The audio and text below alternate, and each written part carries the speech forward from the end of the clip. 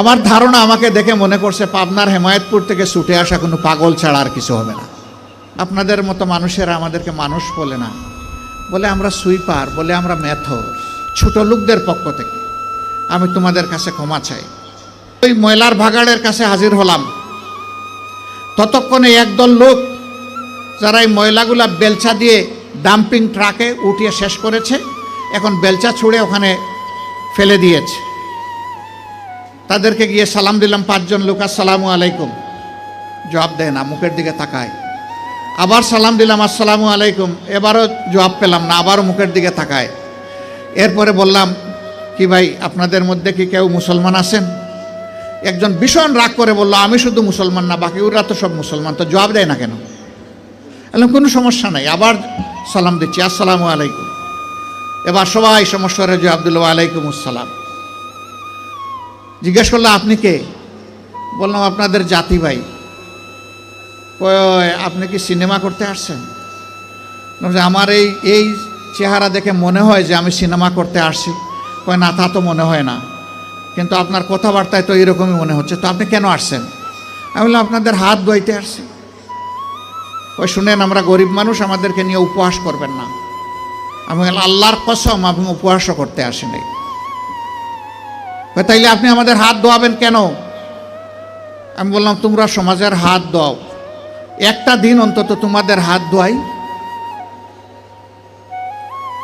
কই আমাদেরকে ছেড়ে দেন, আমাদের অনেক কাজ, বুঝতে পারছি না আপনি কি জিনিস।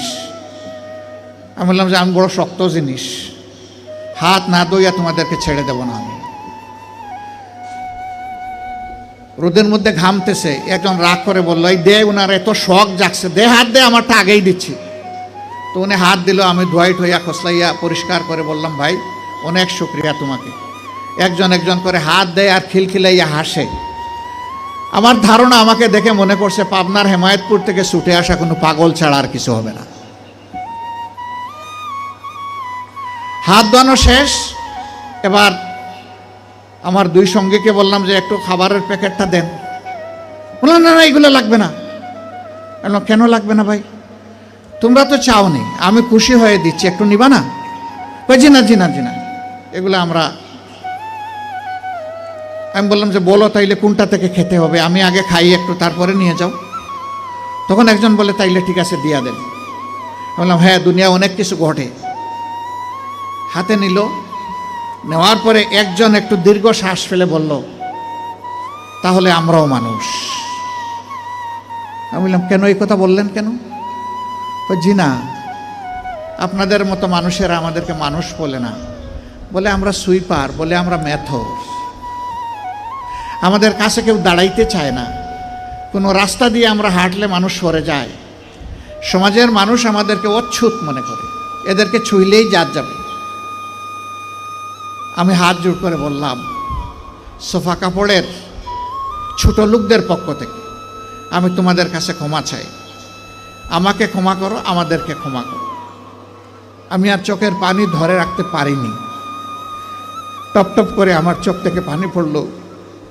যে মানুষগুলো তাদের জীবনের পরিশ্রমের বিনিময়ে সমাজের চাকাটাকে চালু রাখে, আমরা কিনা তাদেরকে মানুষ বলি না, আমরা তাদেরকে সুইপার বলি, মেথর বলি।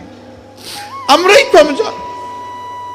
আমি কাঁদতে কাঁদতে এসে আমার গাড়িতে, আর ওরাও আমার সাথে কেঁদে কেঁদে তাদের গাড়িতে উঠে গেল। সম্মানিত ভাইয়েরা, কেন এই ব্যবধান? এদের ছাড়া কি এই সমাজ চলবে? যদি না চলে তাই এই সমাজে তারা একটু স্বীকৃতি পায় না কেন? একটু মর্যাদা কেন পায় না তারা?